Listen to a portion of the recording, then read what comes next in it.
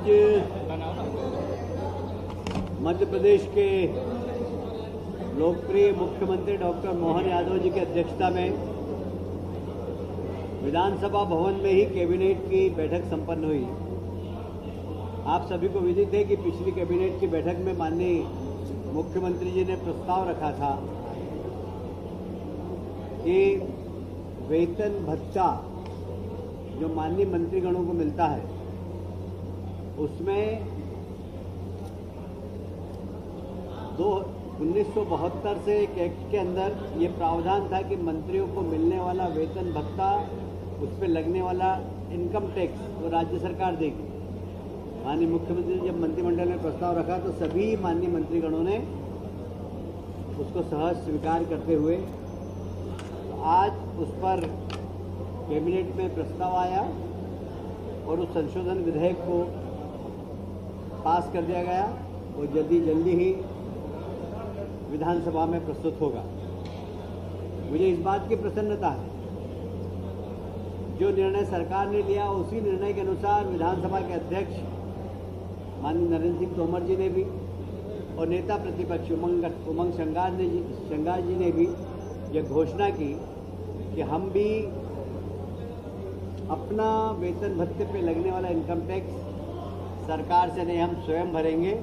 मैं अध्यक्ष जी का और नेता प्रतिपक्ष का इस कार्य के लिए धन्यवाद देता हूं सरकार की तरफ से।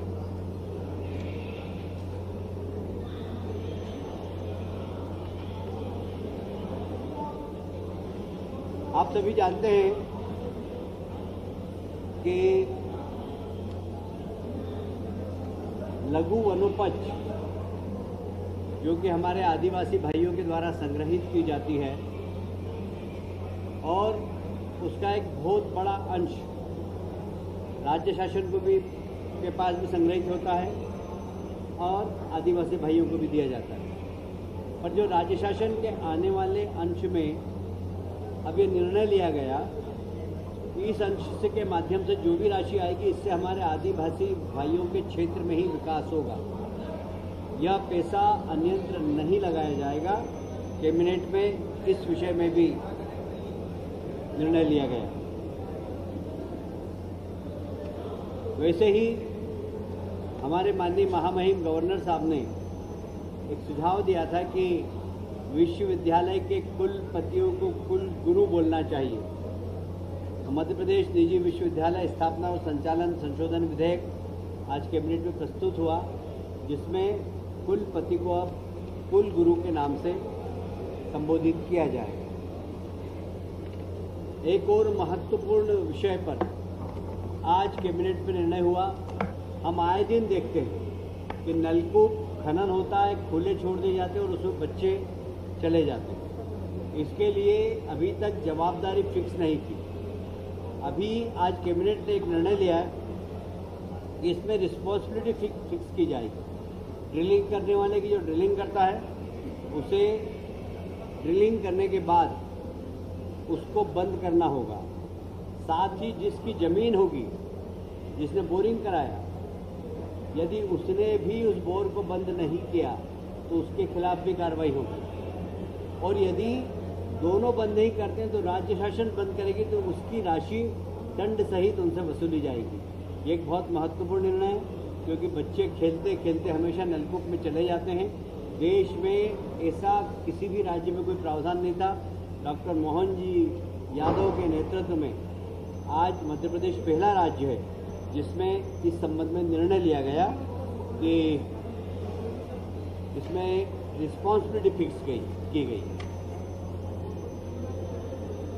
अभी तक गोवंश के परिवहन के अंदर ये प्रावधान था कि गोवंश तो जब्त कर लिया जाता था, किंतु गाड़ियां जिसमें गोवंश परिवहन होता हो वो राजसात नहीं होती थी क्योंकि नियम में कलेक्टर कोई अधिकार नहीं था।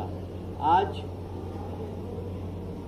ये अधिकार भी कलेक्टर को दे दिए गए हैं कि जब भी कोई गोवंश का परिवहन करे तो जिस प्रकार आबकारी में और माइंस के अंदर राजसात करने का अधिकार है जिलाधीश को, वैसे ही अधिकार आज गोवंश परिवहन पर भी माननीय कलेक्टर महोदय को यह अधिकार दिए हैं कि वे गोवंश के परिवहन की गाड़ी को राजसात कर सकें। पुराना वल्लभ भवन हमारा, हमने देखा है कि 2 बार उसमें आग लगी है, और जो अभी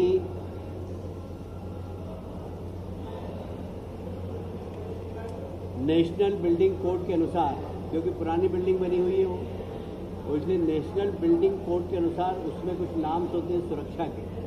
जैसे अभी सबसे बड़ा जो वहाँ पर खतरा है वो आगजनी का ही है। 2 बार आग लग चुकी है, हमने सबने देखा है, पर उस आग को बुझाने का प्रावधान नहीं था, इसलिए भविष्य में इसकी पुनरावृत्ति नहीं हो तो नेशनल बिल्डिंग कोड के जो आधुनिक नॉर्म्स है उसके अनुसार इस बिल्डिंग में सुधार किया जाएगा।